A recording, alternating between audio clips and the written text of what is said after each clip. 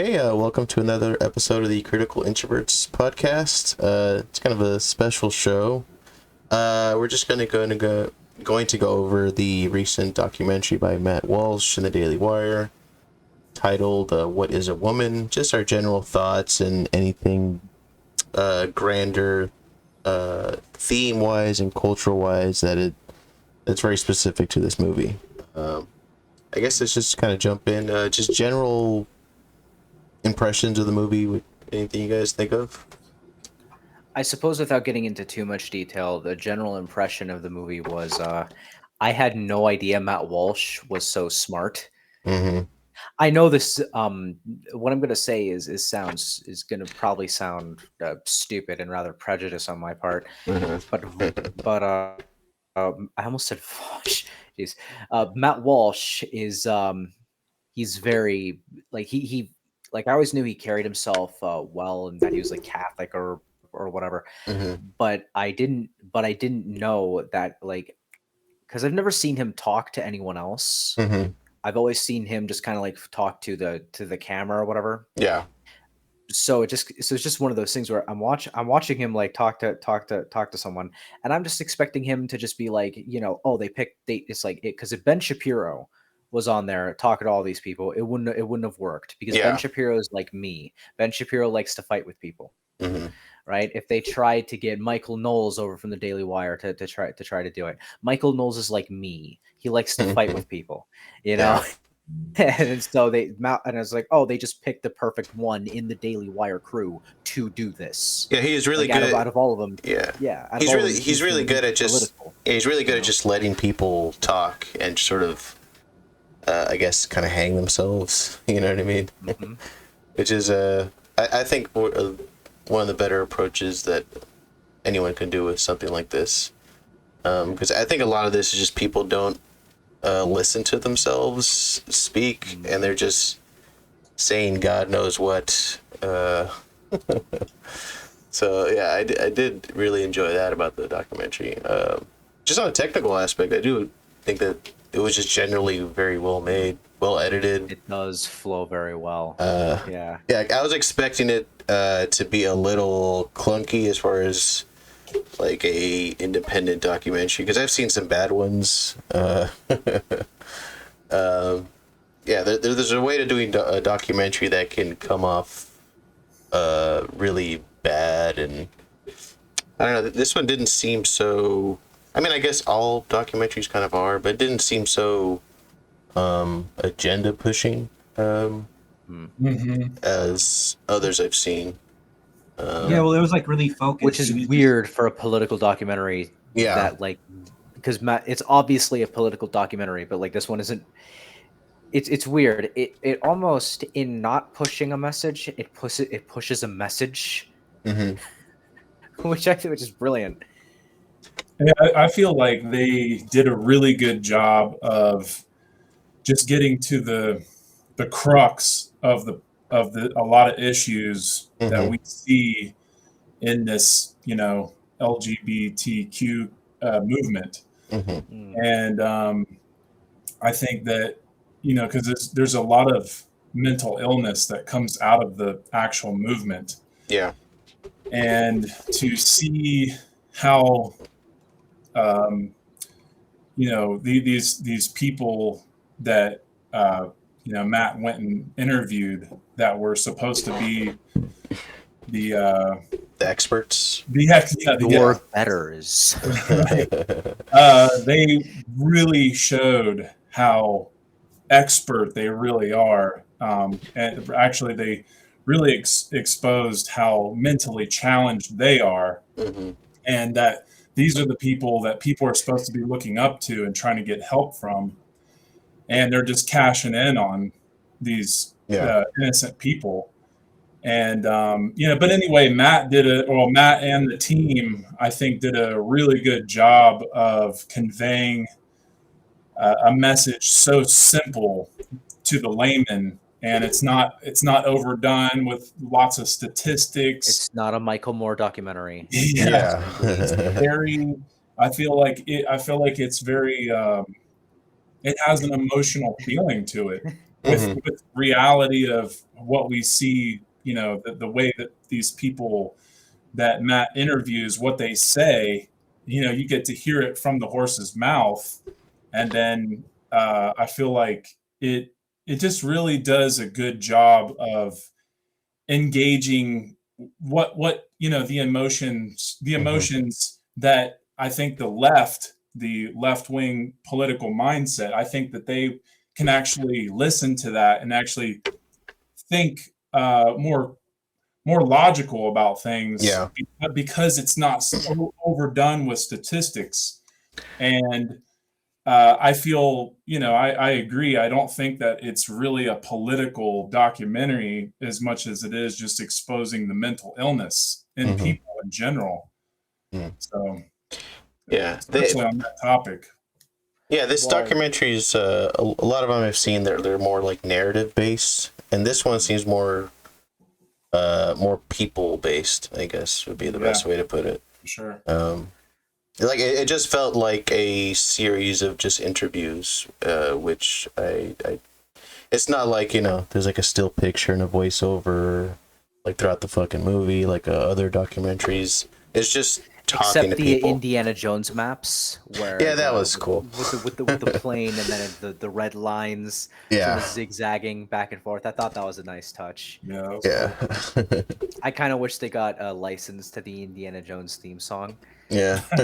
And they did it all the way through the first time, and each time he would travel, it would just get exponentially faster. I think the most clever. I think the most cleverest thing that he did was to actually go to Africa and actually interview them, because they make it seem that all this stuff that's going on, that it's something that everybody shares, like the whole like a worldwide phenomenon. But clearly he was able to go to Africa and he was able to get their opinion. And what's even like more funny was that because they're in Africa, the people that watched the documentary and anybody else, like they couldn't really say anything about their opinions, because it's like it goes against like their dogma, because they can't criticize the black man, I guess you could say, like the black man. So everybody was so afraid. So it's like he went straight to like Africa. He got the opinion from I forget what country in Africa, but like a tribe in Africa. Yeah. And it's just like it's just like so clever and brilliant, because nobody can like they're unable to like criticize them because they're black. It's just they're pure, you know. They're more of a pure people that isn't, you know, brainwashed and, you know, drilled with all this information constantly. And so I think that they're very clean in that way, and they have a clear mind, and they're thinking more, you know, logically. Yeah. In an organic way. Yeah. It goes back to like. Well, I don't necessarily believe what I'm about to say, but according to sort of the CRT Necronomicon, the Book of Evil Dead, as it were, how they would approach that Kimberly Crenshaw specifically would say that those black people, that African tribe, isn't authentically black. Because they weren't brought in on the European slave boats. They're not authentically black because their ancestors weren't enslaved and brought to the United States, so they're not authentically black. Well, what's interesting too, these people are wild.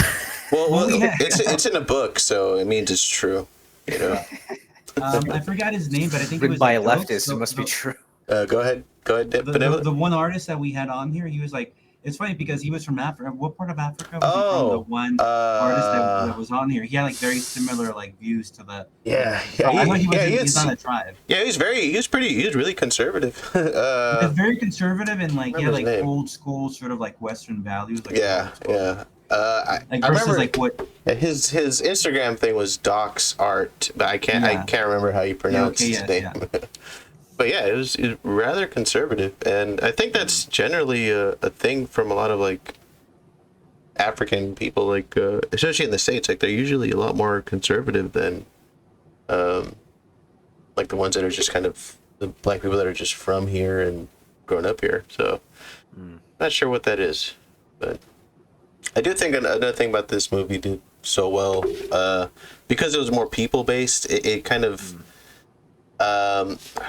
it's weird. Like, I think the left doesn't really understand the significance of culture, and this movie really just shows like this is more of a cultural kind of a thing. Like, it's. I think is we're so dependent off of government. I think because like with the lockdowns, a lot of countries that couldn't go into lockdown were like these tribes because they're living on a practical basis. Like a man goes out and hunts, like a woman stays at home and takes care of the children. Like everybody has their role. That's an exact quote from the documentary. He's not being a He's not being a racist. It's not to discriminate like people's roles, but it's just like everybody kind of like had their role and everything was practical because like the only reason why we can like think about all this like global warming and LGBT being vegetarian is because we have the privilege of having like all this extra time versus we don't have to go out there and like hunt for like the food that like the stuff that we eat. We have like food. We can just go drive down the street and get our food. We can just not very long because the Great Reset's coming. And if you don't want to so. work, you can just be subsidized by like the government. And that's books. And that's what's happening. They're subsidizing mental illness, and that's something that's an entitlement that people that live in tribes that live like in these virgin lands that are like sovereign of government, they don't have that privilege like to be able to entertain all this bullshit, all this like, oh, I'm gonna become like a vegetarian. Hell no. Like if you're gonna go out there and like work your ass off to take care of a family, you're not gonna be on a vegetarian diet. You're gonna go out and try at least eat once a week to have like the strength to farm, to like make sure like your little hut is not is like the roof is protected from rain and all that stuff that we take for granted because we're privileged to live like whether or not you used a tarp as a blanket. There is something about like how we're growing up in like such a like we're lucky to be here, but it's kind of developed people to like find problems in places that shouldn't be. And we're creating problems that don't even exist. It is an interesting. Well, that's actually like double true for the people that they name drop in the movie. They name drop John Money and someone named Kitson. And Alfred Kinsey? Yeah, I always Kinsey. I always have trouble with his name. It always goes back to like academics too. Very, very well. Yeah, because left-wing academia is colonization with extra steps. But anyway, they're name dropping. Like I knew John Money, but I didn't know that one, and I didn't know because they the one statistic that they do bring up is a leftist statistic where. This guy Kitson, he German, of course, because it's always the Germans and it's always the French. Kinsey. Kinsey. Okay, he's French instead of German. Such a big difference. Where basically he's measuring the orgasms. People at various ages, and when people have orgasms, and he like did it as early, or I guess as this Frenchman would put it, because it's always the French late. The most 5 months. It's so gross. Yeah. Well, the most important fact about that is that his research was fraudulent because the research that he did was like on prison inmates. It's like. I don't care that he's alive. I care that he diddled a baby. But like that's the reason why we're where we're at, because like the research that he did was based off of inmates. So we're getting fed this information that he's catering, I guess, to like degenerates. Oh, yeah, there we go. Everyone's back. Yeah, I was curious if the documentary was going to bring up John Money, because I've heard of him. But I'm glad that they at least brought him up. Basically the same, according to the Frenchman. So but John Money, I think people know a little bit more because he's the one where all this trans stuff comes from, and he's the one who had the twin.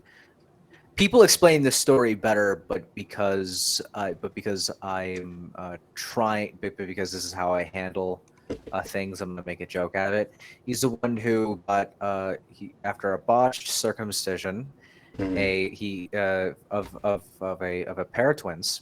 The Reimer twins. Or just twins. 2 twin males, right? Yeah, the one who got his no square.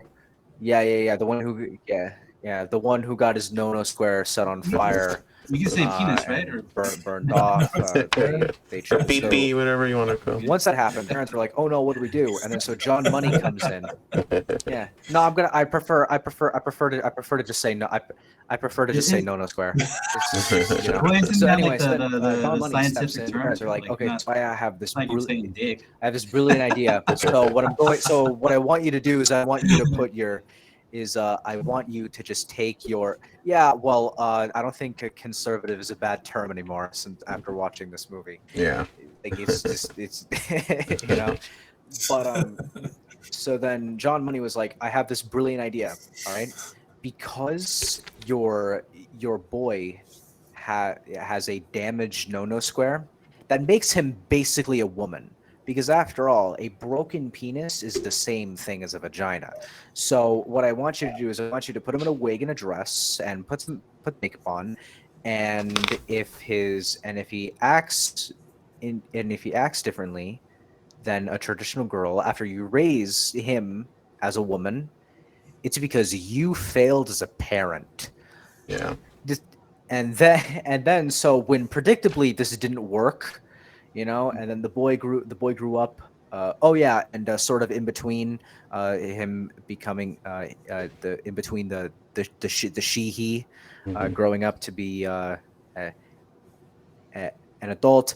He had the brother and the born again sister. Didn't he have them have sex with each other or something like that? Yeah, I was waiting for him to say that. He asked him to simulate various pages of the Kama Sutra. Yeah. And then he went on Oprah. And then he went on Oprah and it's like basically, okay, so this guy abused me and everyone thinks that this is like prominent stuff and is all good. And then fast forward a couple decades and we do that to our children. Yeah, we do this to all of the children now. The 1 million year year, you know, 1 million years LGBTQ, 97 episodes LGBTQ, 1 million years. I don't know, Trevor. You sound like you're speaking it's just, you keep getting cut it just off. kind of gets to it. Yeah, sorry. It just kind of it just kind of gets to this point where I've said this on the American Gracchus podcast on. Trevor, is that a roast? Should I sign you out? No, it's okay. Okay. I'm watching porn. How many? How many? All right. So it's basically one of those. Where was I again? Something about the Reimer twins. Oh, yeah. So it's basically, I said this on the American Gracchus podcast, where it's basically, there's a reason why I'm currently engaging with critical race theory and finding like an alternative like messaging for it, and the reason why I can is because, okay, don't get me wrong, it's evil and it's highly ideological, but I can at least contend with it. Mm-hmm. You know, I can battle with it. I could don my armor, my sword, and my shield. You know, I could slay the dragon. Yeah. Right. But I can't do that with queer theory, and the reason why I can't do that with queer theory is because it's gross. Yeah, it's just gross. It's all okay. So if I diddle kids this way, what will happen? Whereas if I diddle kids this way instead, you know, what happened? Is there a difference between diddling a 5-month-old baby and a 47-year-old man? Yeah, I don't know. I can't comprehend. Yeah, it has an extra layer of. So gross. Yeah, it has an extra layer of creepy. Which I'm not sure, like how just like sexuality with the left in general has like gone so out of bounds. And I'm not saying like I'm against porn or something like that, but like I am now. Yeah, like seeing what it like what slope is true. I am now. Yeah, like seeing how it's like gone so extreme. Like I don't blame like people for going extra, religious, because they're just weirding people out, and it makes sense. I remember people saying if we allow gay people to get married, then men are going to become women, and I'm like, what? And then that's exactly what happened. Yeah. The problem too is that I don't think we're pointing out too that a lot of people who are gay or trans, a lot of these people are really victims, because a lot of people that that I've spoken with, like they had some kind of like abuse, like the twins you're talking about. Like the reason they turned out the way that they turned out was because they were like mentally like just abused, just in all sorts of ways. And I'm not sure about, I know like both of them aren't even alive anymore. I know like I think at least one of them committed suicide. I think they're both dead. They both committed suicide. Yeah. The brother committed suicide because he had some flashbacks of diddling his born again sister or something. Didn't one overdose or something like that, and the other one committed suicide? I think the first one overdosed because. Yeah, and then the second one had presumably had some Nom flashbacks. When he was a born again woman, and it's some creepy shit, man. And then the other, I think, fact that they pointed out too is that a lot of these people that go through the what's it called, the transition from like male to the genital mutilation. Yes. Yeah, the genital mutilation. Like 10 years after that, they tend to be more suicidal. Yeah. Yeah, what was well, her you'd name? be pretty suicidal too if you chopped your balls off. I mean, like, I mean, it's kind of sad, but at the same time, the thing that came out of this movie too is that there's like a lot more people that have done that, have gone through that process, and are now like brave enough to actually speak out. Yeah, and actually give like a frank and honest depiction of what really happened to them, like what it is that they have to live with. Like, and a lot of these people don't even have that much more time to live, just because they have like a hole in them now. Like teenagers with sickle cell anemia, that shouldn't even be medically possible. Yeah. But when you interfere with a natural biological process with the science, I'm starting to hate science. Yeah, well, they kind of ruined it. Like it's well, there's nothing wrong with science. I think it's the worship. It's the worship of science instead of the study of there's science. no other profession that requires a board of philosophers to tell you whether or not your actions are okay or not. That's exactly what ethics committees are. Like, I don't ever have to go to like when I sweep the kitchen floor. I don't have to like talk to like a board of philosophers and be like, am I permitted to sweep the floor, right? Because there's no genocides to me sweeping my kitchen floor. There's no mutilating children with me sweeping the kitchen floor.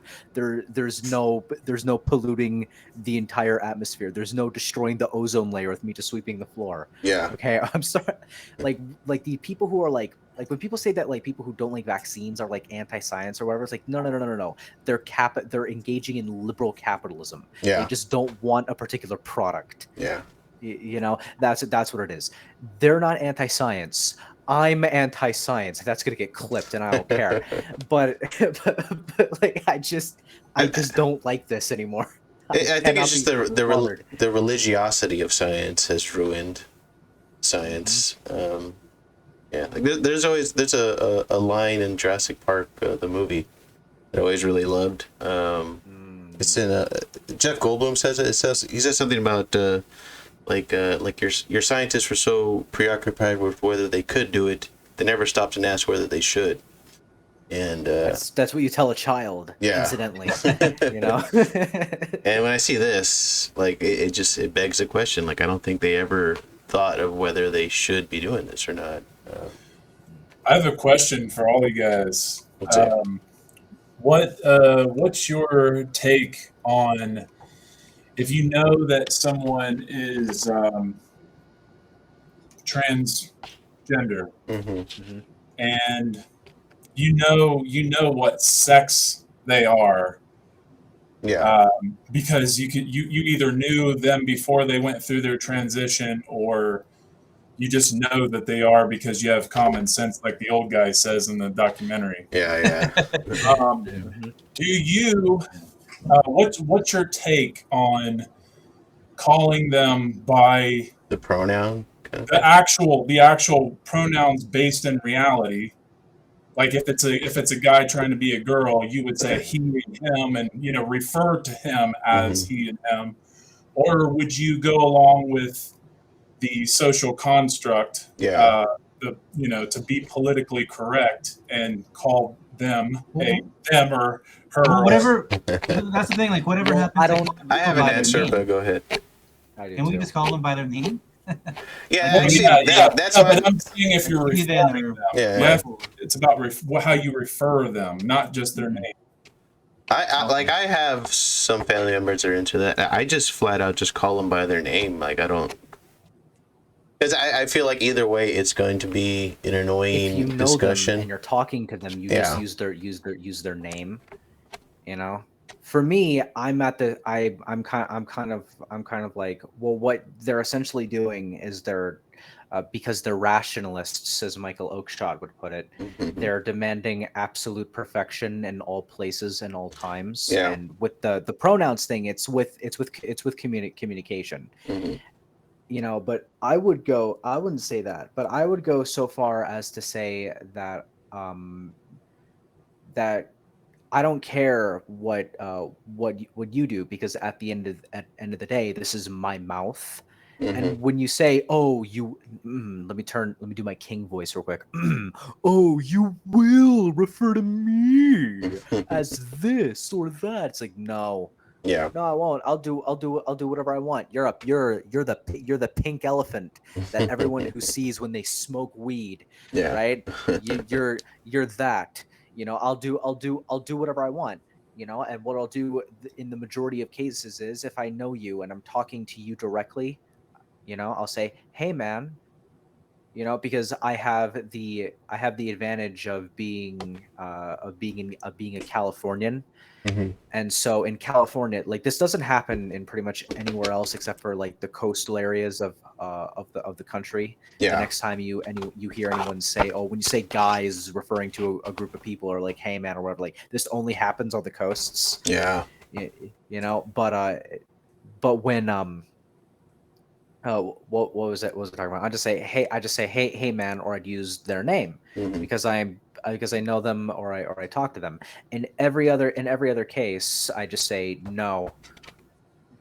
You have a crotch bulge, an Adam's apple, a buzz cut, broad shoulders, and a deep voice." Yeah. Okay, and you're getting ready to smash the competition and prove for once and for all to all of the haters and all the doubters that you are the strongest woman. Yeah. Okay, Leah Thomas is a guy. He presents himself as a guy. He hasn't done any of the anything. He hasn't medically transitioned. No hormones or anything? Well, he probably does do hormones so that his testosterone levels aren't whatever. But like, fat lot of good that's doing. Like, there's this image where like all the women are diving. Yeah, and he's like, and then he's like and then he's like halfway into the pool. Like, he's like halfway. Like, he could straight up do like 2 to 3 laps by the time they completed 1 lap. Because he's the strongest woman, ready to smash the competition to prove once and for all that he's the strongest woman. And because he's the strongest woman, he deserves to get, and it's just like, he presents himself as a guy, he acts as a guy, but the only reason we're supposed to use the proper pronouns is because it's literally just an aristocracy. Yeah. It's literally just, you will do this or else. And that's where the term respect comes from. Like, when they say, "Oh, it's treating people with respect." Well, respect, you don't demand respect. That's what an evil person does, right? Yeah. Because respect is earned. When you respect someone, you give a little bit of control over someone. like a perfect example of this is like when you're in a classroom, you give the teacher respect and you act in a certain way around the teacher, because the implication when you're in a class is that the teacher, because they're teaching you, knows something that you don't. That's the implication with that. And then but then when it with the trans stuff, oh, you will refer to me as this. It's like, no. It's like like when Matt Walsh says in the documentary when he's on like Dr. Phil or The View or whatever, it's like you can't even choose your own adjectives. Like, yeah, that makes sense. And I'm gonna steal that because that's a much simpler way of putting it. Well, I think respect is important, but I think if for me to call somebody a she when they're actually a male, I think it goes back to like what is a woman? Because if I see a woman and if I see a trans person that is a man but is trying to go past as a woman, it's like, and they have makeup on, but then they have like these Daisy Duke shorts with like hairy legs and just and a beard and a beard and an Adam's apple. Just like, what are you making fun? Like, are you making fun of? It's like almost like they're appropriating. And a square jawline and a broad shoulders. It does feel like a kind of menstrual show for women, like kind of thing. Fun of what a woman is. That's why it's important for them to define that from the very beginning. So there's nothing wrong with him asking that question, because I don't mind if there's somebody trans and they genuinely want to look like a woman, like dress like a woman. For whatever reason, they can do that. But I mean, I think there should. I mean, if they want to be respected as a woman, they should at least make the attempt to look like a woman. Yeah. I don't know. A lot of like the pronoun thing to me, it seems very like control freak to me, and that's why I never liked it. That's why I never like kind of played by that kind of shit. Like anyone like that I know that does that, I just flat out call them by their name when I'm referencing them. But as far as calling them she or Z or like, I don't do that shit. Like, I just think it's just annoying. And people already use like my pronouns. I select custom and I put pro/nouns. And there's girls that call each other dudes. I've seen another girl call. Because you're a Californian and you live on the coast. It just doesn't happen anywhere else in the country or the world. No, I've seen it like in Spanish languages or like hey guy or referring to girls as guy, hey guys or hey guys. Like I've seen it. Like it's not a big deal until like somebody makes it a big deal. I've gotten in trouble for calling a group of girls hey guys. It was like some group of caricaturists I used to work for, like piece of shit. Like, that's why I kind of like working more on my own too. Just because I wonder why. And this was like I think like 10 years ago already. Like it was them being. I was never a fan of being politically correct. I think there's like a difference between trying to be disrespectful on purpose and just being yourself. Like if you can see it, I wasn't trying to be disrespectful. If I purposely try to be disrespectful, I can see why you would want to call me out. Yeah. But a lot of it too, it's like even when I know people that like want me to call them by like a specific nickname, like call me Chainsaw or some shit like that, like I just call them by their fucking name. There's something about like that kind of demanding of like you be referenced a specific way. Like I wouldn't do that to people, even if if people get my name wrong, I don't get bitchy because it's just a simple mistake or whatever. Like it doesn't matter. But to have like that kind of level of I don't know what you call it, narcissism or something like that, like it doesn't look good on you. It's kind of rude. And it's like calling for attention when it shouldn't be there, and at the end of the day it's like go fuck yourself, you're not special, kind of thing. So I don't know. What do you think, Nate, about this whole thing? Well, I think he asked a question. I mean, he asked it, so I think like I answered it. I definitely would like to share my opinion, my side, whatever you want to call it. Yeah. I look at it through the lens of honesty, and because of this, I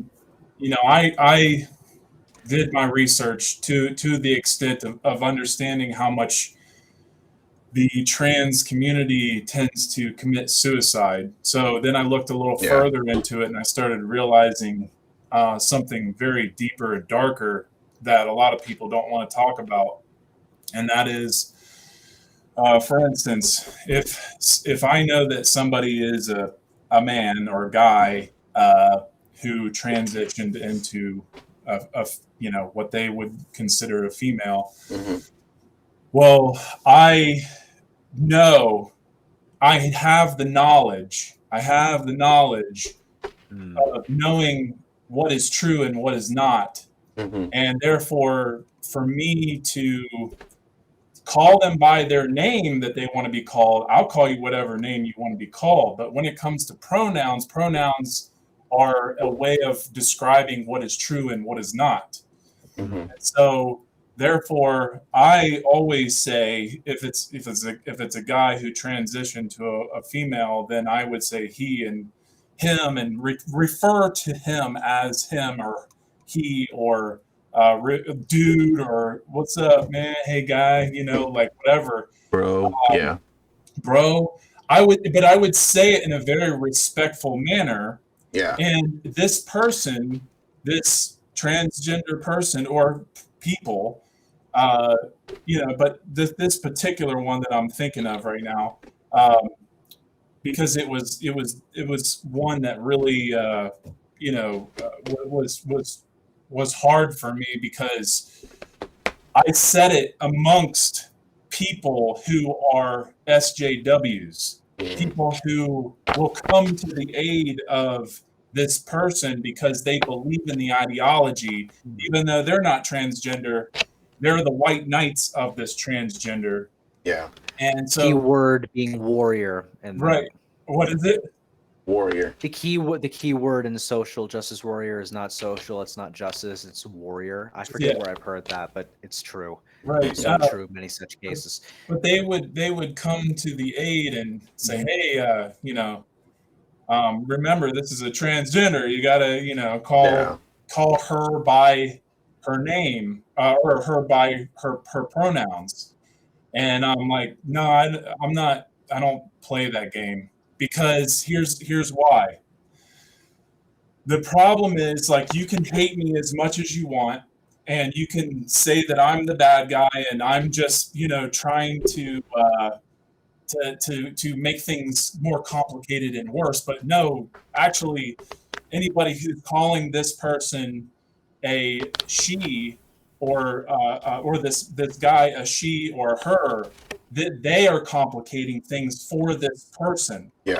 And the darkest part of this is that this person may not like the fact that I'm, the transgender people, that I have called them by their proper pronouns that are based in reality.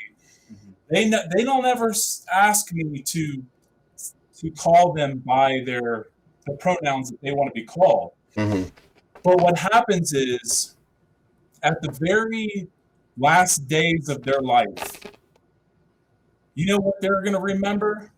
They're going to remember when they wake up to all the people that have been lying to them and playing this game, telling them that they are if it's a guy, telling him he's a she and referring to him as a her. They're going to remember how many people lied to them and played this lying game. And then they're going to remember the people who were honest with them and think, oh, well, most people were not honest with me, and this world is fucked. And they end their life. And I'm not saying that's exactly why they end their life, but that's part of it. And that's something, if you look deep enough into this, you'll see that this is one of the things that they talk about. Because they have been lied to. And so when they wake up to the fact that everybody's lying to them, they just see the darkest part of the whole world, and they don't want to be around anymore. And it's sad. I've said it before on the Trevor Report, and I'll say it again. Gen Z, my generation, is the most experimented on generation in the entirety of human history. Whether it's through social media and social media algorithms, we're the generation that grew up post 9/11 with all the security state stuff and the Federal Reserve going burr. We're the generation that was using the aside from the algorithms, we were the generation that was using social media when it was by the time that the millennials had an almost Maoist control over the culture of the internet. And sort of like a lot of the cultural content and stuff that was on there. Like Smosh was great. Smosh was funny, but a lot of the jokes in Smosh were basically like, oh, I can't say that because I'm born wrong. Oh, this person said this to me and I can't do anything about it because I'm born wrong. Like that's where a lot of the jokes came from. And it's the same thing with college humor. And well, basically all millennial humor is basically white people can't do this or that because they're born wrong. Which is completely ridiculous and absurd. And the left already has a lot of feudal tendencies, and now it's a racial feudalism. Because of course it is, because things always get worse. Because Cthulhu swims left. Shout out to Curtis Navin. I'm sorry to interrupt you, but it sounds like a little chipmunk is like eating something. You're like, really? Okay. Yeah, it does. I don't know what that was. It sounded like somebody's like going through papers. Oh, I think that's me. Sorry about that. I think that was me. Sorry about that. I was like, okay. So then you have but I mean that I'm not a neo-reactionary. They're basically just conservative leftists, and I know that doesn't make sense. I'll define that later. But so where was I? Talking about how Gen Z is going to be the funnest generation. No, we're not the funnest. We are basically the first generation. Like, I don't know how to put this any other way, but like with the crypto stuff, we have the opportunity to be the most well off economically. That's not financial advice. Don't take that as financial advice.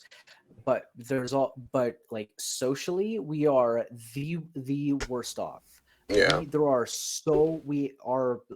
are not united on basically anything. Our generation has absolutely no sense of social cohesion while we're trying to, and we have no sense of who we are, so we try to find ourselves, and because we're essentially all just Gollum from Lord of the Rings. That doesn't matter. Translate their human right. Translate their human right. That doesn't matter. Do it for it. It's just the race is sexist, homophobic, and it's just kind of one of those things where at some point, I think what's going to happen is our generation is just going to be at the breaking point. It's just gonna be, you did this to us. We're not gonna listen to you anymore. I think that's what's gonna end up happening. And for the generation after my generation, the one with my baby cousins, the TikTok generation, they're going to be 10 times worse. Not my baby cousins, because my baby cousins are smart, but everyone else though, they're going to be so they're not going to be well off. Like I see these TikToks where, and I'm just. Hold on, I hear like a washer machine or something in the back. Is that me? Oh, I think it went away. Go ahead. And I see these TikToks, and I'm just kind of getting to a point where I said this kind of before the show. I'm going to turn it into like an actual song, and it's basically, every leftist is a groomer, and soon they'll groom you too. They are groomers. They are groomers, and that's basically what it is. Whether it comes to politics, like I've been referring to it this entire time as colonization, because that's more closely what it resembles, and that's when I guess more conservatives, which I'm no longer convinced is a bad thing. I'm convinced it's the opposite of a bad thing now that I've watched this documentary. But these when these conservatives say groomers, what they're basically saying is you're colonizing. You are you are seizing our our language, you are seizing our culture, and you are changing it and manipulating it in order to suit your ends. Yeah. It's like when people say, and it's sort of the same thing when people say that, like, progress is good and progress is the left. In fact, every generation is just more and more left. Every generation more and more left. If I were to say progress is Christian, and as the world and countries become more Christian, they therefore become more good. Yeah. I'd imagine people on the left would call that colonization. Yeah. Just a hint, just a guess, you know. And I see all this stuff, and then I see the pride flag with the separate but equal racial pride stripes everywhere, you know. And then I see and I see that, and I see people waving the Ukraine flag at the pride rally, and then I see the pop star with the green cactus dildo thing on her no square at a kids concert, you know. We've been conquered. See all the like, if you look up right now, like drag shows for kids, just look it up online. I'm already on a watch list, and you see but you see like all these different places in the country, for whatever reason, have drag shows for kids. Like, what the fuck, man? Well, for whatever reason, all over the Mayan Empire, there's just churches every 45 miles. I can't explain it. It's so weird. You know? I don't know. I think it's wild. It's freaking wild. I think the average person just doesn't see why that's a problem. I think that they assume that it is. I think they assume the opposite positions like is purely based on like bigotry or something like that, but it's just about just thrusting sexuality on kids. That's all it is. It's like we're being colonized by the gays right now. No, it is bigotry. It is prejudice. I have prejudice towards you diddling kids. I hate it when you diddle kids.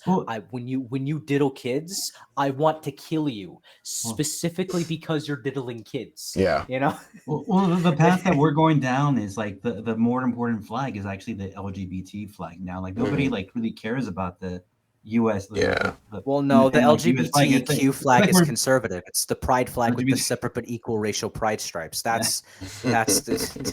So it's like it's like we're getting conquered. It's like, I don't know, like you guys remember like back when they used to like do wars where like you like plant down like a flag down to like say that this is our country. That's basically what the LGBT community did. Like the moon is racist. It doesn't have the pride flag with the separate but equal racial pride stripes. You go to Venice Beach and like there's like that big flag, homophobic racisms. I don't know. Go ahead. No, go ahead, man. I forgot what I was gonna say. Sorry. I guess to touch on what you're sort of going with your question. I do kind of see this as like a war on reality. For sure. And I mean, I guess if you guys want to like jump in as to like what we mean by that, or what you guys think that means. It was the same thing with the abortion debate. Like, we're not gonna come like to an agreement. Like, if we can like define reality as the same thing. The sides on abortion are literally I'm against murdering babies, and you hate women. Well, that's what I'm saying. Like, you can't even like you can have an abortion like at 6 months, and then people will say, "Oh no, well that's not really a baby; it's just a clump of cells." Mm-hmm. And there's like a very degree of different. Like, everybody has their own degree, but I mean, I'm gonna say that to a vegan. Yeah, it's just a clump of cells. We're never gonna make any progress when like we can't be on the same plane, like believe the same thing in terms of like what reality is. Mm-hmm. We don't have to agree with each other, but we need to have the same consistency in what reality is. Yeah. Then we can move forward. And I think that's what progress really is, instead of what's being sold to us. Yeah. Well, that's kind of thing. There's progress, and then there's reality. Mm-hmm. And so with reality, 2 + 2 = 4. Men cannot become women. let's see. In order to make paper, you need wood. This is microphone, that is piano, that is bed. Yeah. And I know this because, and it's not because, what is it? This is skin. I know this is skin, not because it's the social construct of the word, but because there's this thing that reflects reality. Yeah. That all humans have. All humans have skin. Yeah. All humans have skin. Okay. And the reason I call it skin is not, again, because it's a social construct. It is because there's this thing that coincides with reality, and this is the term that we've given the thing that causes reality. So it's not that they're against against reality. Mm-hmm. It's that they have I forget. Oh, I do know where I got this from, but I don't remember which part. There's this group called the Lotus Eaters, lotuseaters.com. A massive shout out to they have this series called Critical Based Theory. Now you basically have to you essentially have to have read a lot of highly ideological stuff in order to understand it, the series, because the guy who's sort of the host of it does not pull any punches. He just kind of, that's what I like about it. I didn't understand like a good 30% of it, but I appreciated not being treated like an idiot. Yeah. In either way, and I ended up learning about things, like learning what a neo-reactionary was, which I kind of regret just a little bit, but not too much, but just a little bit. So they have hyper realities. Like when they appeal to social constructs, what they're saying is there's this thing, but then there's this actual thing. Yeah. And this actual thing that we've decided is actually reflects reality, is actually the true reality. So we could just ignore reality. Yeah. It's like, no. And that's why the Hegelian dialectic is stupid. And that's when they say they cannot define what a woman is, what they're basically saying is my training prevents me from thinking in a way that coincides with reality. Yeah. I've replaced reality with the hyper reality, and it just kind of gets to a point where I don't care about that. I care that like when I don't do what they say, they treat me as a second class citizen. When I don't do what they say, they will deprive me from equal access to the public sphere. Like, people disagree on things all the time.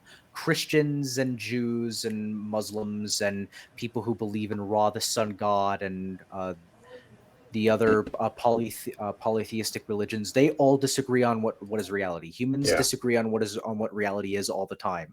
Yeah. Okay, this will always happen. What's rare is being treated like a second-class citizen for being in the majority of the opinion. Because as someone else from the Lotus Eaters podcast points out, I don't know who said that, but he basically said when you have a minority ruling over the majority, and it's not like elected representatives, then what you have is an aristocracy. That's exactly what that is. So I'm just kind of at this point where I'm just like, they can just shut up. Yeah. I'm an American. I don't care about my royals. I don't care what they have to say. I commit secession against my royals. Yeah. Okay. No. Yeah. It seems that they're prepping everybody for like the metaverse. Like, if everybody has like their own reality, it doesn't matter. Like, people are not going to want to like exist in this world. They're going to like. I'd rather just create Zion. Actually, I'd rather just build that. Yeah, it is. It's you just said it. Benevolent is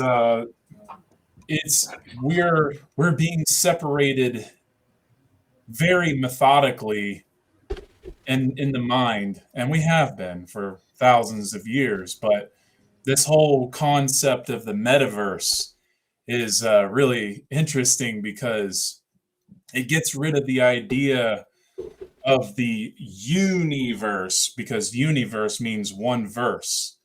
Yeah. And that means that all is connected.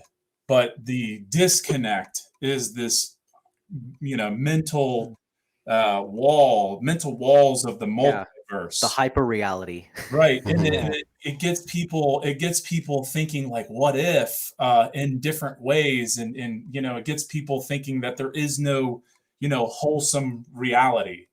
It gets them thinking that there's like all these different potentials, which there is, but not in the way that we're being taught. It's a perversion. It's an inversion, right? But the problem is it gets away from the now. It gets away from reality. And so they're pumping us full of this multiverse division and all this, political, bullshit. And if we don't understand, what's ostensible, like what's the true reality from the false reality, then we fall victim. And it just goes back to what I always say is principles. And it goes back to understanding truth itself, because truth is unwavering. It remains whether we can, conceive what it is or not. It's something that has happened and is happening at the present moment. And the only way that we can even understand what that means is to be honest in our approach to look into all sides of everything as much as we can, to really get to the center, to get to the crux, because most of us are going aimlessly through life. You think about a circle, right? And that circle represents ignorance. It represents the unbegun. And what we're trying to do is get as close to the point as possible. We're trying to, sharpen ourselves to get as close to the truth, get as close to the point, because when you're trying to make a point, you're trying to tell the truth. You're trying to make sense, because truth makes sense. But anything else is it's about going from it's like a alchemical process. We go through life starting out in ignorance or darkness, and raising ourselves into light, because light is where we can see. It's where we can actually see the whole, in a spectrum, right? We can see the whole spectrum. But that's the thing. No one wants to use any kind of truth method to try to discover what truth is. They don't want, people refuse it because they believe that truth doesn't even exist. The truth is actually really transphobic, and you're walking on 30 seconds of thin ice. I was going to get to that, but that was one of the best parts of that whole documentary to me, was when that guy said that, because it was like, oh, you just said pretty much what everybody in that community says, or in that cult, because that's exactly what they say. Truth doesn't exist here. You don't use that. That's transphobic. That goes against our community guidelines. This is why I refuse to transfer from a community college to a university. I cannot be bothered. College is not a prestigious institution to me anymore. That's happened within my lifetime. But the clip that stood out most to me is when Matt Walsh is like going around interviewing people, and they interviewed these two like Mexican women or whatever, and you're talking about. And I think the fat one was basically like, well, if you're a woman, then you're a woman, and then like this is like in any other situation, this would just be a dunk, right? And then Matt Walsh is like, oh, okay, but like, what if I say you don't exist? Like, what if that's my truth, right? And then she's like, well, then I guess I just don't exist. It's just your truth. And that was the most revealing thing ever, because in any other situation, okay, that would literally, like, if this was in any other context, you would call that the patriarchy. Right? When a woman when a man makes all the decisions for a woman, to the point where he can literally deny her own existence just by like decree, like based on his own subjective stance, you'd call that the patriarchy. In which case, if that's what Latino women are like, Face. Yeah, I feel like so many people do that, and I understand why. Most people, when they say Latina women. Sorry, jeez. my when people say my truth or your truth, I understand what they're saying. They're saying my perspective or your perspective, but the problem with that language is it gets rid of the truth, because if you say my truth or your truth, well, which one's the truth? That's what we're trying to My get truth to. is 2 + 2 = 5. I'm very good at math. That's also my truth. And it's like I hear this so much from people, and it's just that lack of education, it's lack of honesty, because well, I mean, that's just how we're, I get it. We're raised to think this way. We're raised to believe this stuff. And it's like only when we actually start to care enough to actually learn this information and be logical. Yeah. Learn what logic is. Most people don't even know what logic means, sadly. And it's like, whew. That's what logic means to me is that if someone else thinks I don't exist, it just means I don't exist. I was not born. Exactly. I was raised. I don't have any life experiences.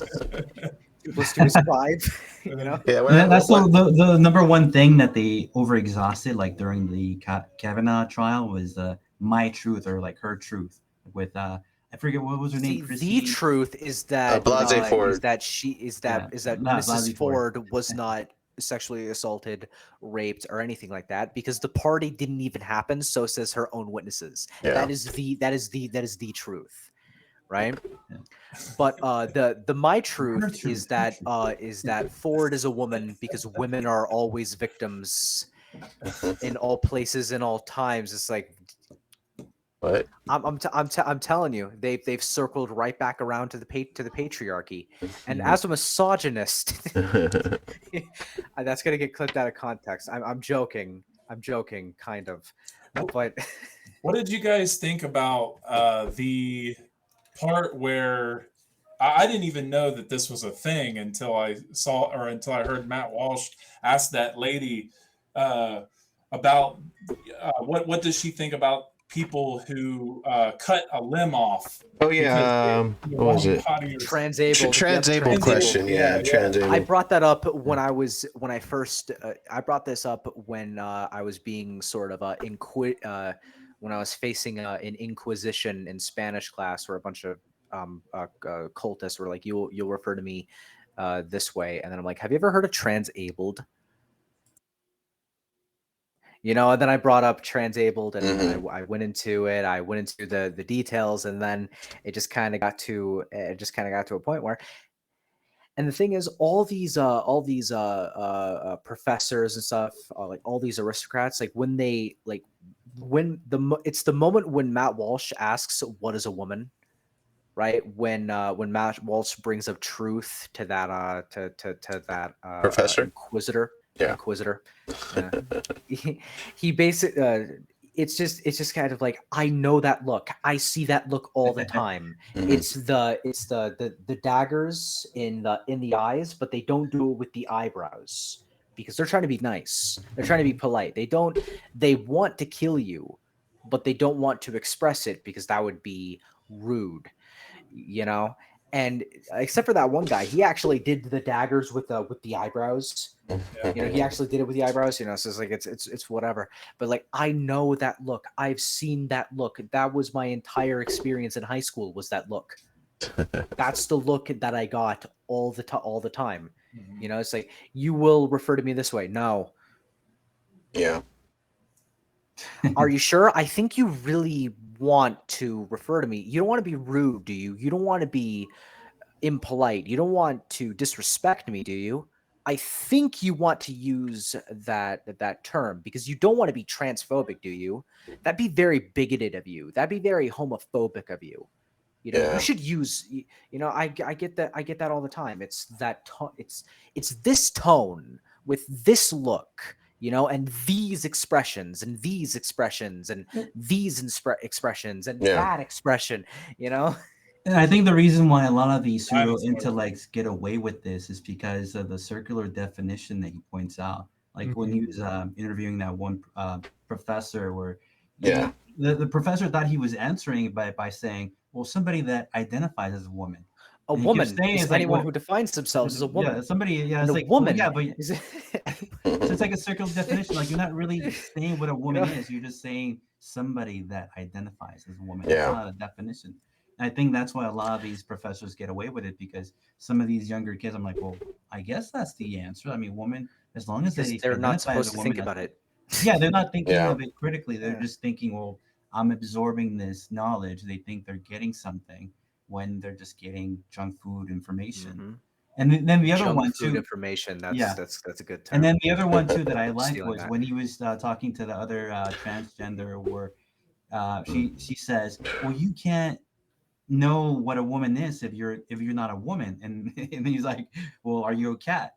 Oh yeah, that was Like, what are you talking like about? that wasn't the most important it's like, part, do you but know? that was the best part. I know, it's like, are you a cat? It's like, and well, can you tell what a cat is? Like, well, And then he just like, walks away. Oh yes, Yeah, just he walks put his away. tail between his legs and walked away. Yeah, exactly. So funny. That was a good one too. Out of all of them there, he wasn't out of everyone there, he wasn't malicious. Mm-hmm. Well, I mean, it was also a really short little interview, so I mean, it could have gotten malicious for all we know. But I'm curious, you guys know if they released any of like the full interviews at all? I have no idea. I'd like to see that. Part of the They probably have. To be fair, the professor one where like he's sitting down, the one where he's like, "How dare you say the word truth?" That's actually very transphobic. Yeah. You know, and he basically just sat. I watched like because I saw this transition effects was being used, and when you use one of those, like I have some experience with video editing. What you're doing is you're implying that time has passed. Yeah. And when you do more than one cut, you know, like, he must have been like just mouthing off for like 10 minutes straight. Yeah. It did evolve. That's yes, you know, just absolute sophistry for honestly, God knows how long. Like there are all of them that are interesting, but like but that one's not interesting. Because that one's probably just dribble. It's probably the heteronormative, heterodox, hyper masculine, oppressive white supremacist patriarchy that oppresses Black people, but more specifically, Black women, persons of intersectional and marginalized color, Black, white intersectionality, woman, Black woman, man, non-binary, trans, non-binary, Black woman, trans, non-binary, and it's just I don't care. Yeah, I don't care. You know.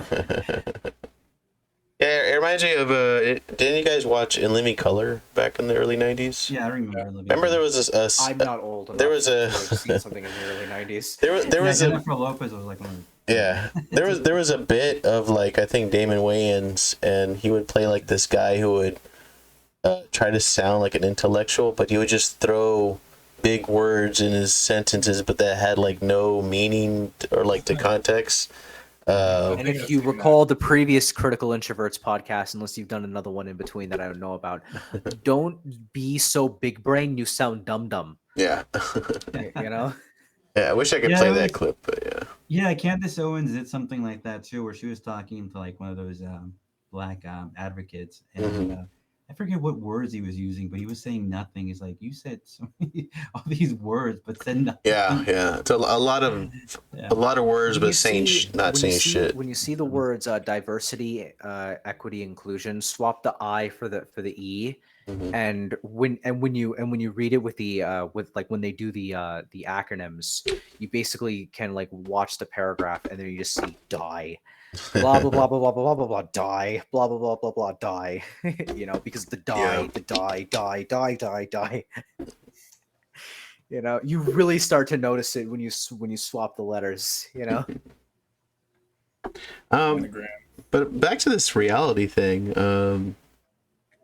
I mean, this is really gonna fuck up, you know, the next generation, because I don't know how else to say it, but like you're setting people up to, you know, live in a scenario where in order for them to be happy, they have to believe a lie. And in order for them to exist, it is contingent on whether or not whether or not others submit to them.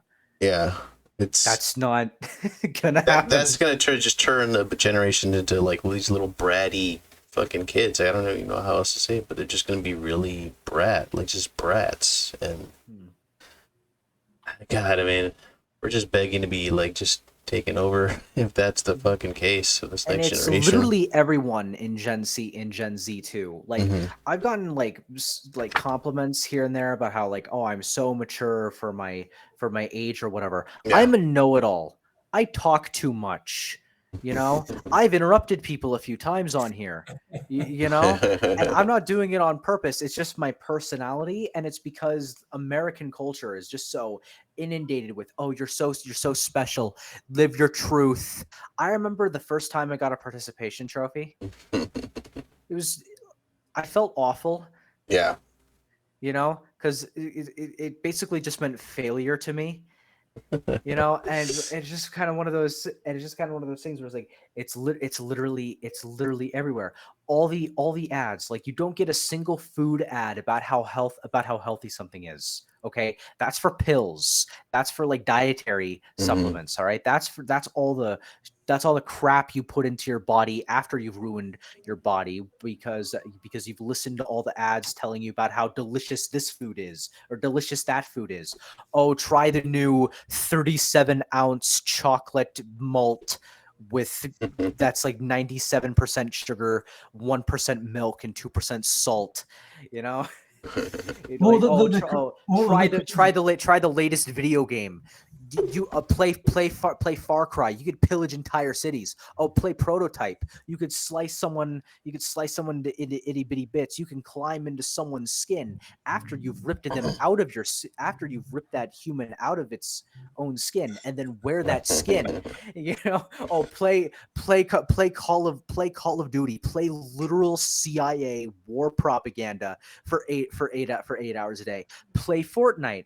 Let's put you in a semi-snowy terrain with some grass and some trees in the areas that aren't snowy, and a place that is definitely not Russia in the summertime, where you do nothing but pillage, extract resources, and murder people who are doing the same thing.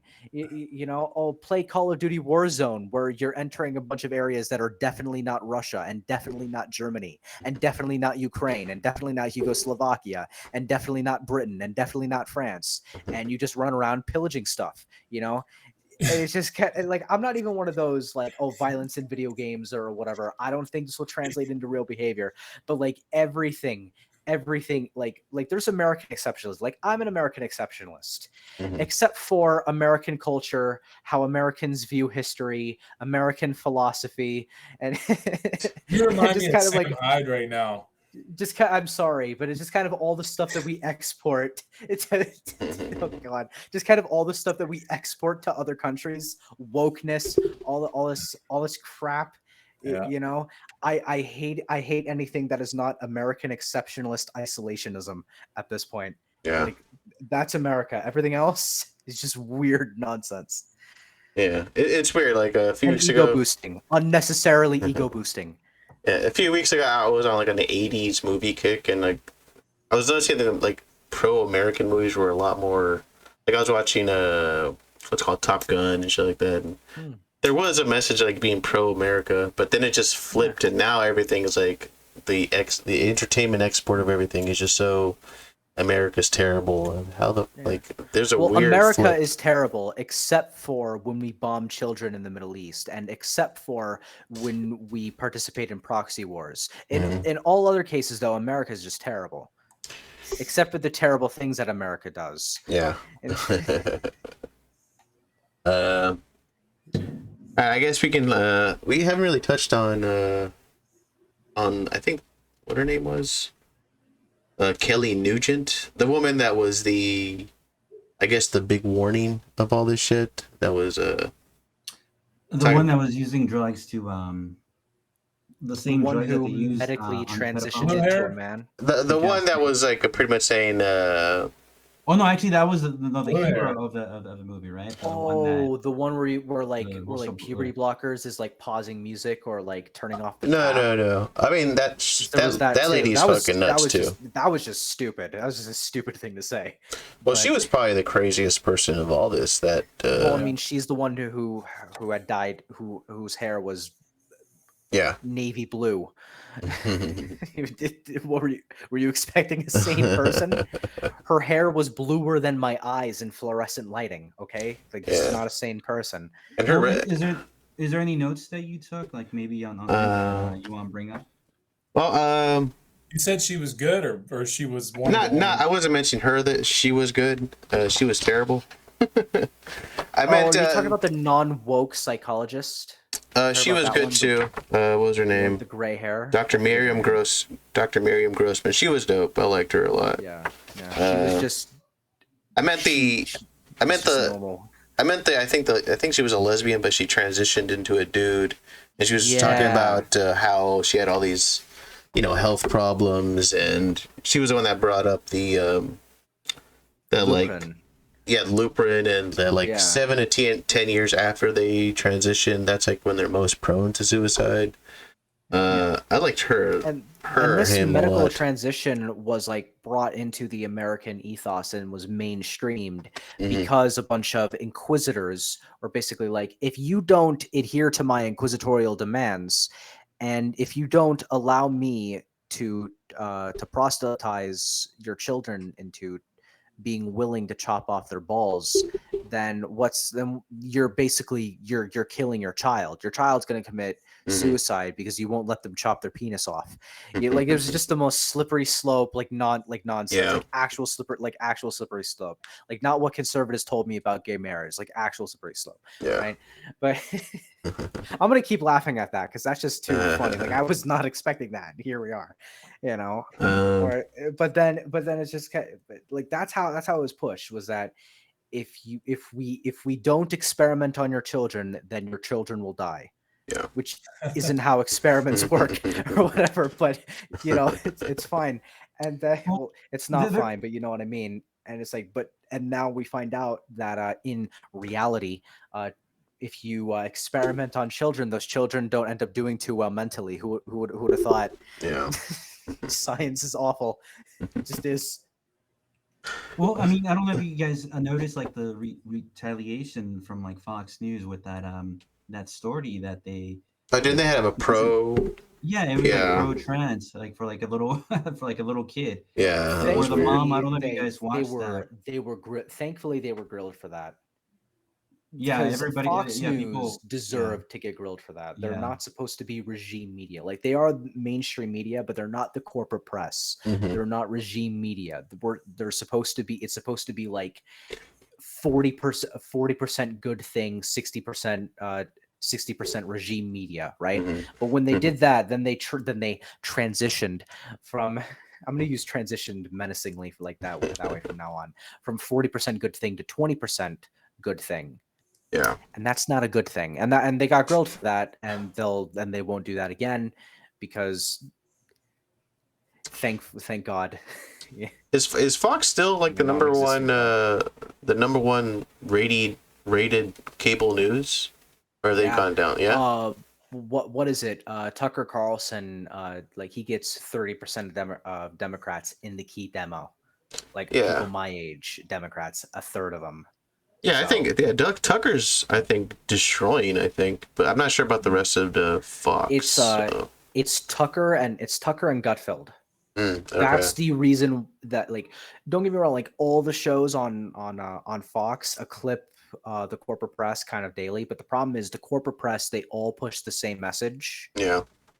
And so if you have like two people that get 100,000 views on average in the key demo, and it's like CNN, MSNBC, and then you have Fox News that gets 250.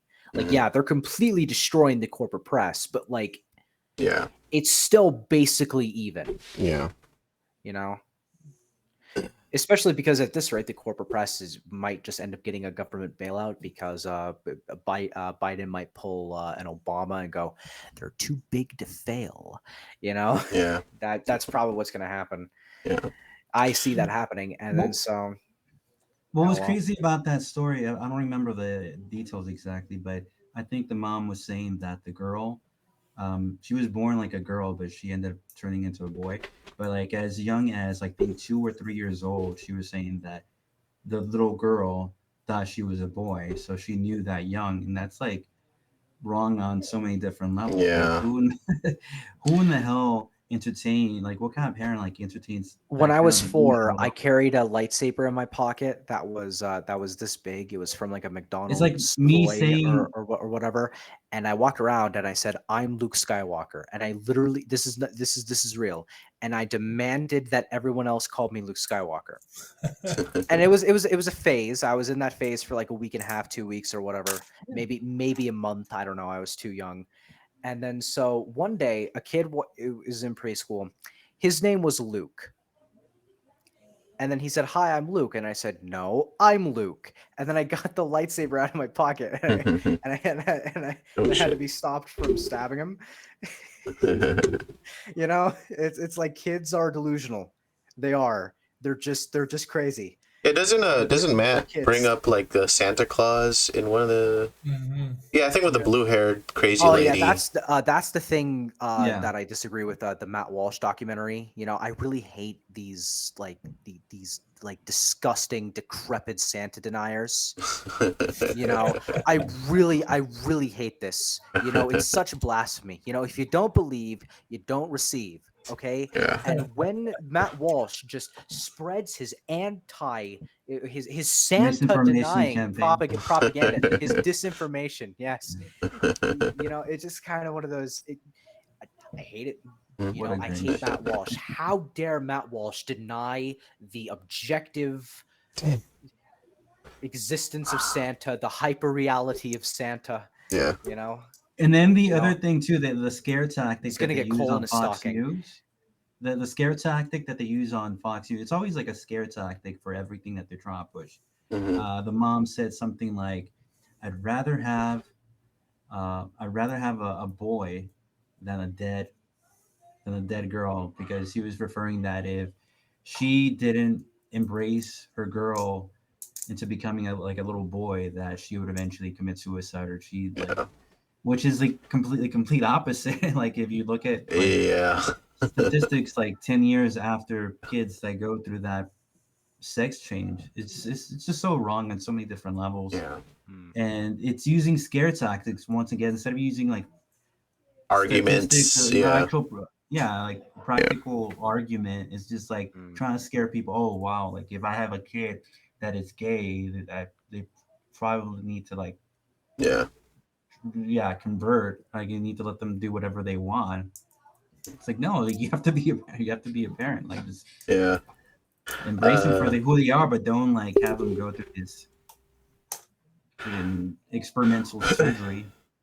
I guess before we kind of end it, let's kind of I guess if there's anything any complaints that you guys had on the documentary. I'm still mad about that Santa denier thing. It's not right. I feel triggered right now. Nate and Benevolent. I have a bit of a complaint. It's not that big, but I would have liked to have seen them include. Do you guys know who Blair White is? Yeah. Oh yeah. Yeah, I would have liked to have had someone like that added. Someone who's trans, and I think for the most part is relatively happy with their decision, but someone who's still very critical of the ideology part of it, because I think something like this, like the documentary like this, you want to avoid kind of like a sort of preaching to the choir kind of thing, because the people that are going to be watching this are all people that agree that this shit is kind of nutty and crazy. So to include someone like a Blair White, I think would be good for someone who... But they hate Blair White. Yeah, but at least someone that would sort of You think she would have gone, or she would have? You know what? No. If they brought on Blair White's second channel, Blair Black, they might agree with it a bit more. Well, did she have like a feud a little bit with Candace Owens, and Candace is part of the Daily? I'm not sure if that's still a thing or not, because that was a while ago. And their feud was like they both went on Dave Rubin and had an argument, and then Candace Owens was speaking from a conservative basis, and because Blair White is an American liberal who just so happens to not like wokeness, basically. And then like she went all like shit lib on her, like for no reason. And well, then I remember falling out. Wasn't that whole thing supposed to be about that Candace originally had like some doxing website that she was a part of, and she was something like that. Candace Owens was a leftist. Yeah, she was doing bad things, which I mean, wow, but that was the only guessed. thing I remember or cared about that whole thing. But yeah, just what about the doxing thing? Like, she I think she was really involved in even did like advertising.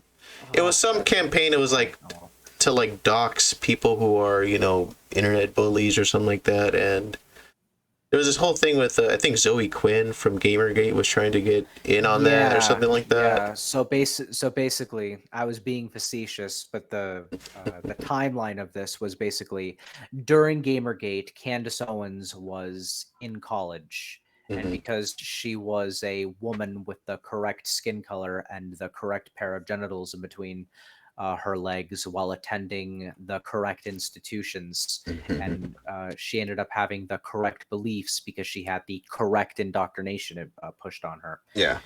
So while she was in this sphere of being categorically correct in all places and all times, her actions were therefore categorically correct in all places and all times. So when Gamergate was happening, she was doing the whole stop hate, stop misinformation, like that whole spiel, that whole stick. It's been around my entire life, maybe even longer than that. And then so they were doing the whole like hashtag stop hate kind of thing, which using money and power and status to stop human emotion in all places and all times. Yikes, whatever. You know, so it just kind of spiraled into a thing where, as was characteristic of Gamergate, I wasn't paying attention to Gamergate at the time, but I've sort of looked back from like an outsider, and then I came back to it. Basically, what I gather from it was a bunch of feminists tried to colonize the gaming space. They succeeded, but they succeeded in colonizing the gamer space. Like, long story short, but while they were colonizing, all of the indigenous gamers were all the gamer tribes were engaging in anti-colonist action, and they were sort of going about their merry way. And they were like, why does no, The Witcher takes place in medieval Poland. We're not going to have black people. Shut up. You know, like they were doing things like this. And then so Zoe Quinn and Anita Sarkeesian called everyone who disagreed with them a bunch of racist, sexist, homophobic, Nazi, maggot, fascist bigots. Okay, well, probably not the maggot, because that's a derogative of MAGA, and that wasn't a thing at the time. But they called them everything else. And then they like respectively got like 3 like death threats or whatever that like mean nothing. It's like, oh, I hope you die. Oh, you're a stupid bitch. I hope it. You know, standard stuff you get on the internet. I've been called an N-word Jew on the internet, and I have no idea what that means, and I don't want to know what that means. But I get hate on the internet too, and I'm small. When you're I think from what I remember, like what that happened, like I don't. Is a part of. I'm not too familiar with Gamergate, but from what I remember is that they had the impression that she had developed something like where they could figure out like that would create. Yeah, she was part or did advertising for like some website that would essentially like give people a chance to dox people. They didn't have that. They didn't have that. People, that's what they thought that she did.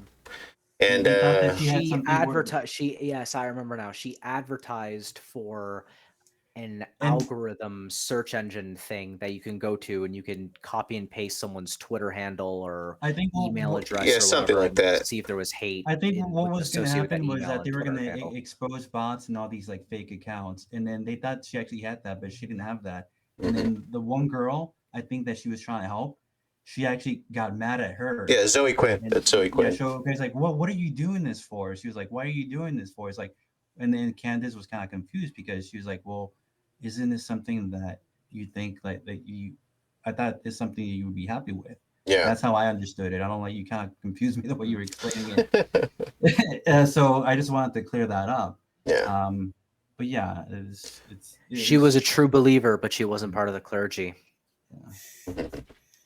Yeah. I'm telling you, religion. It's a religion, you know. Yeah, well, I mean, did you guys listen to the Dennis Prager Tim Pool episode? I think it was yesterday or something like that. Oh yeah, a little bit. About what? I haven't listened to it yet, and I'm looking forward to it. Most of it was Prager is a boomer, and I always love when Tim talks to boomers because they just don't get anything that's going on right now. There's like one good clip on that. Yeah, it was a good episode. I actually really enjoyed it, but a lot of it was just based on the theme of just the left is becoming a religion, and yeah, it's just that was a main bulk of what they were talking about. But yeah, you don't have like any, or he's just it just flat out is all a religion. All of leftism is predicated on the supremacy of reason, and that's from like the Enlightenment. Yeah, that's what all this stuff is predicated on. You don't have any clips on that, do you? Like I know there's like one really good clip. Dennis. I remember like with Dennis Prager, yeah. Dennis Prager and Tim Pool. I think on Instagram there's a couple clips. I watched the whole thing. Yeah, I listened to it today, I think. Yeah, I listened to all of it today. It's really, really great stuff. But, I was gonna listen to it after this actually. How did we get to this? Yeah. Anyways, we just spiraled out of control because I'm in the conversation and I can't stay in one subject. Oh yeah, but as far as why I think having like a Blair White on would have been a good addition to this documentary is, like I said, it would have just been a nice way to at least get people that have no idea why this is at least flawed, to at least not be so like, oh well, it's just all their side talking blah blah blah. Like at least having one trans person. To be fair, the entire documentary is basically like 70% just what they believe. With but they're not going to see it that way. They're just going to, you know. Yeah, that's one of the questions I think they asked him, like in one of his recent videos, like, well, how come you didn't have like more trans people on there? And he said, like, he admitted, like, well, we tried to have like more people on there, but the lady with the blue hair was trans. The doctor, or as I like to call her, the lobotomist, who self-described as doing over 2,000 sex change surgeries. Yeah. Right. She said that she herself is trans. Yeah. That she's a man presenting herself as a woman or whatever. And I'm just they had a lot of trans people on. They had a lot of trans ideology. I mean, someone just listening to what they have to say. I mean, someone who's Blair White would have been a good person. Yeah, like she would have been good because she's kind of in the middle. She's not fully on that side. So I think just adding her, see, I called her, you know, adding Blair White would have just been a nice little middle for like those people that are just so it's understandable off. It's understandable to call Blair her. Yeah, he looks so much like a female. I was gonna say she's not putting in more labor. She's putting in more labor into her own transition than me. Yeah. Well, and she's also not treating me like a second-class citizen while doing it, and I'm more likely to be nice to her because of it. Wow. Yeah. I actually thought that, Senor Filth. I thought the same thing as you. I was like, oh man, why isn't Blair White in this? I actually remember thinking that, and then as you were asking that question, it came to me that I think, this is just a theory, but I think that the real reason that she wasn't in there is because it might pull it too much to the right. It might politicize it too much because everybody knows that she hangs out with the conservatives. So that might have started something and made people think like, oh, that actually might be why she is still sane. Yeah. I just mean because like I can't really think of anyone else. I mean, there's one. I think her name is Theron Meyer. I think I can't remember her name, but she's similar to a Blair White, like just someone who's trans, who is relatively, I guess, happy with their decision, but they're still very critical of the ideological part of all this shit. And I think at least adding one person like that to the documentary would have been good. It didn't have to be Blair White, but I think it was that guy who medically transitioned to look like a guy. I think he was that guy. Which guy? The one who had the female that one seemed a little bit too like it was a nightmare story. I'm talking about someone like a Blair White that they transitioned and they're relatively comfortable with that decision, but I think the main thing about this whole thing is the ideological aspect of it that people don't understand. And hearing it from a dude. Another thing too is Blair White hasn't actually medically transitioned. She hasn't. Yeah. She hasn't got all the way through. That's what I was gonna ask you. Yeah, he still has his ball. Yeah, he still has his magic wand and mana orbs. He's still up for sword fighting. No square. Oh yeah. Yeah, just someone like that would have been nice. I also was surprised that they didn't include, because she had a couple of interviews with, what's her name? Abigail Schreier, I think her name is. She would have been a good add-on. Oh yeah, like what about Lauren Southern? She's a man too. Actually, Lauren Southern is just a Canadian. I understand why you would think. Why you would think she's a trans woman. I understand why you would think that, but not she's just a Canadian. Actually, they're all very butch like that. She actually did a review on the documentary also, and she actually started it by saying, what was it, Dr. Phil that Matt Walsh was on? Yeah. Originally, she was supposed to be the one that was on that show, but she had to cancel. And then it ended up being Matt Walsh, so it's kind of an interesting guy. But I think it would have been funnier if Lauren Southern was there because more leftists would have reacted to that, and then you would have seen like all like the stream chats. You would have just seen like it not scroll as fast because they would have been deconverted in that moment. It's like, oh, this isn't edgy or cool anymore. It's just orthodox now. Yeah. Have you noticed that like all the alt-right people are basically just BreadTube fans now? Like all like the people who are like super into like Pepe or whatever are like posting Pepe memes on the BreadTube chats now. Yeah, that alt-right thing was weird when I followed it. It was like it evolved into like sort of just like a rambunctious right, and then it turned into, I don't know, like the white nationalist thing. It was weird. Have you seen Richard Spencer's written argument for universal healthcare? Nah, I gave Spencer like a couple, like I've listened to a couple things, and I just there was that he did a debate Richard with Spencer is basically and the alt-right. What they are is they're basically just progressives, but they're white identitarian progressives. So they're progressives basically. And so they're just reacting to the whole identity politics. His argument is literally if black people can argue for things because they are black and argue for policies on account of the fact that they're black and get treated a certain way by government institutions for being black, and then that could be legal within the civil rights framework, then why can't white people? And the answer is because the reason black people are doing that in the United States is because there is this little group called the critical race theorists, and they're colonizing civil rights. Yeah.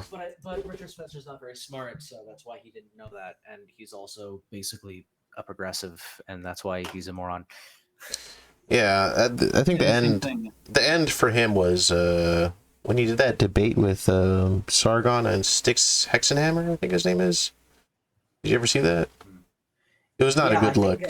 I think Styx was moderating it, and Carl was debating him. Yeah, and it was basically revealed that he was just essentially Democrat-controlled opposition. If you look at all the corporate press that was placating for him, he's appeared on CNN as a guest speaker many times, bunch of times.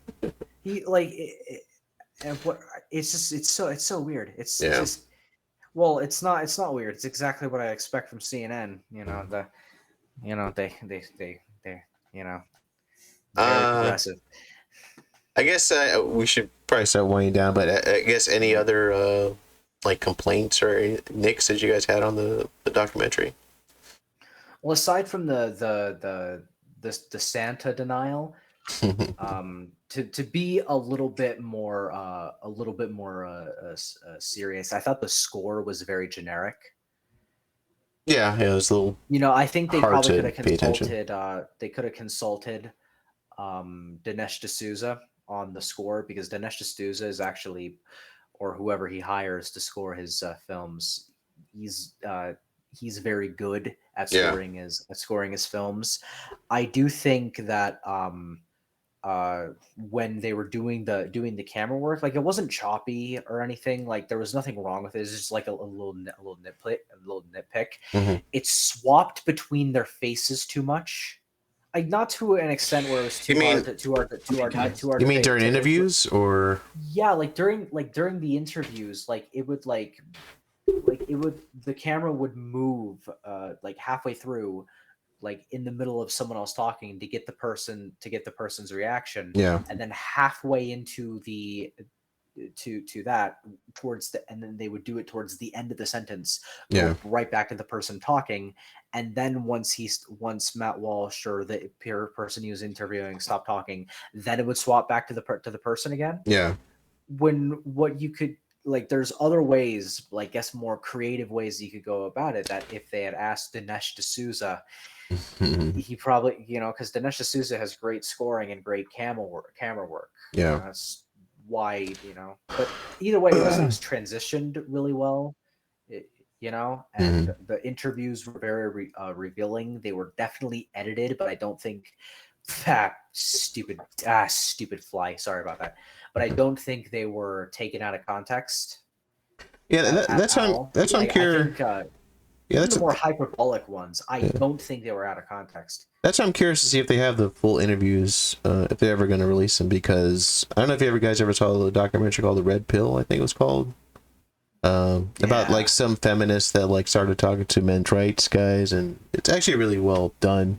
But that one, she later released all the interviews in full context, and I'm curious if they're ever going to do that with this one, because it actually made... The reason why that feminist ended up becoming a men's rights activist by the end of her journey is because men's rights activism and feminism is basically the same thing, but it's whether or not you advocate for the correct or incorrect pair of genitals, respectively. Yeah. It's the same thing.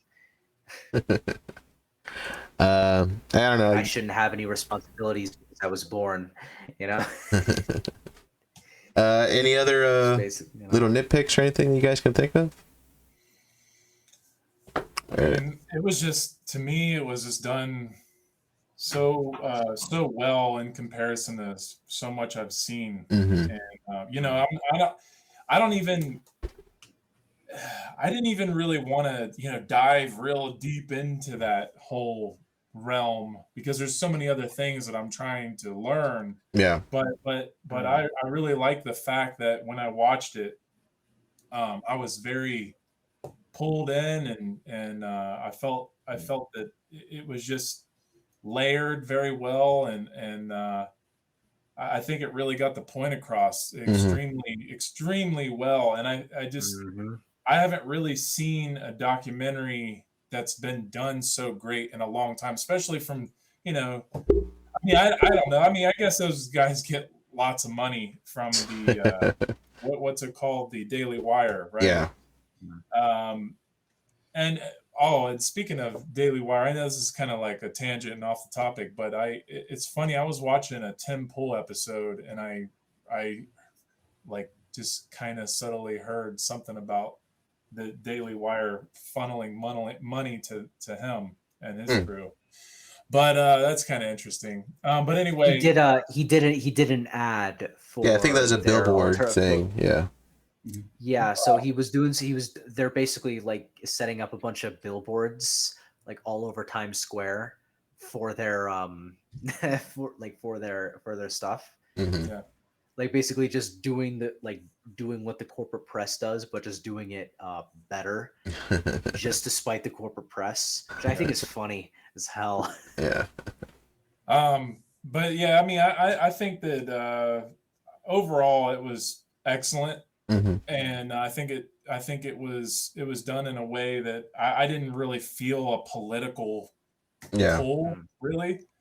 And I think that is why it was done well, because whenever it's done with a political pull, I'm not coming up with the right word, but I think that's when it's going to really reach people in the right way. Mm-hmm. And I think that's exactly what this documentary did. And I think Matt Walsh is way more awesome than I thought he was.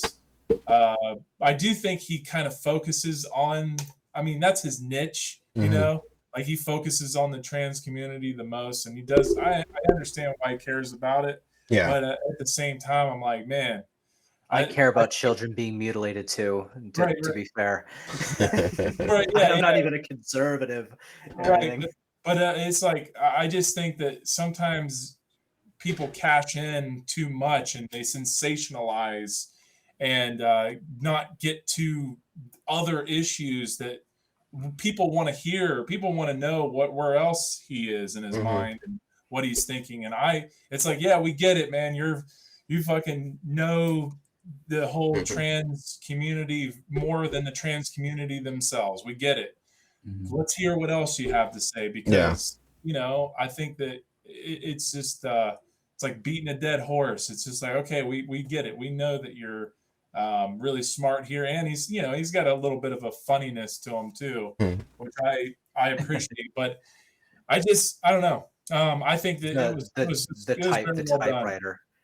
the typewriter where like he's just like, and it's like, and he dubs over him on the typewriter, where he's just typing out where he's going through is like what is a walrus book, his children's book about like trans people or whatever, and then it says dramatization. I'm like, really? Yeah. Really? I couldn't tell. Right. You know, like, that's the kind of humor. Yeah. It's really good. Yeah, it was really well done. All right, I guess we can. I guess Benevolent, do you have any nitpicks or anything like that, or you're good? Yeah, I think all of you guys have made like some good points, and I think it's been it was a good documentary in the sense that it showcased that conservatives, or people that think the way that that we actually listen. People who actually listen. It's not just about like trying to be right. It's actually, in this documentary, he was able to like sit back and just kind of like actually listen, and people can. So he was as objective as he could possibly be. Yeah. He obviously has his own beliefs, just like all of us, but he was as objective as he could possibly be. So yeah, that's what I really appreciate from that documentary. Yeah.